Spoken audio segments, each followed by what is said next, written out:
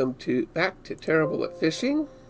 And in this episode, we are going to visit, as you have seen on the little itty bitty animated map, Campbell Reservoir. And yeah, why the question marks? Well, look at it. Normally, I would give you the statistics, and I will, but look at it. I've never gone mud fishing, ever. But you can't get down there without a 4x4. The road just to get to Campbell Reservoir is crazy pothole-ish. I mean, I was like an Olympic skier going down a slalom course.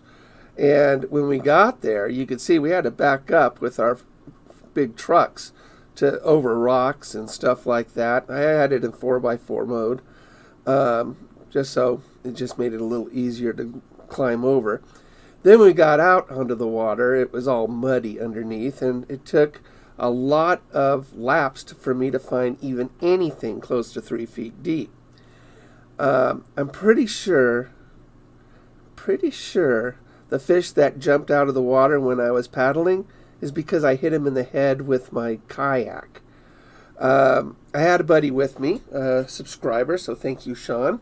I'm sorry that I took you to a mud hole, but I had never been to Campbell Reservoir. I hear very good things about Campbell when it has water. So, it's largemouth bass, the red band trout, and the black crappie are the fish species of the reservoir. Normally, it's 207 acres, but as you can see, it's probably less than half. Well, it's more than. It's, my goodness, guys, I only found about 7 or 8 feet of water. There were some fish in there. Obviously, some jumped when I paddled by them. We just got frustrated after a couple hours on this lake. So we kind of left it until it fills up. This particular reservoir is only about an hour, 20 minutes due east of Klamath Lake. It's really not hard to find. It's just that ain't no Prius going to make it out there. That's for sure. So if you go out there, get ready for, I just don't recommend it at the moment, Campbell Reservoir. Wait for it to fill up. It's just a tougher reservoir to fish right now. It just is very muddy. You'll get stuck in it. The bottom is very, very muddy. I was over by the dam and stuff, and it was just frustrating, is what it was. So, but Sean and I, we had a good time together anyway out on the lake. Don't get me wrong. A good day on the water is better than a day than anywhere else, that's for sure.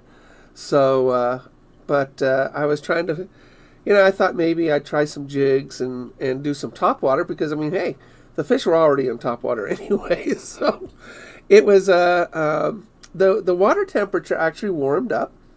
It was 52 degrees when we left it, which was at noon. I'm sure it got to about 54 or 55.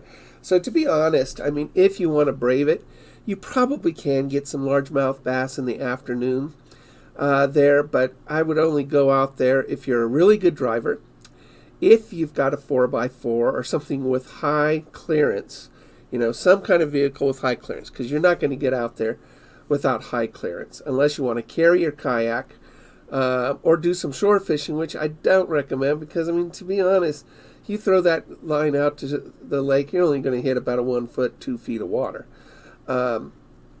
We hit less than, Sean has a pedal drive. He couldn't even use his pedal drive half the time, because it was his draft was too deep.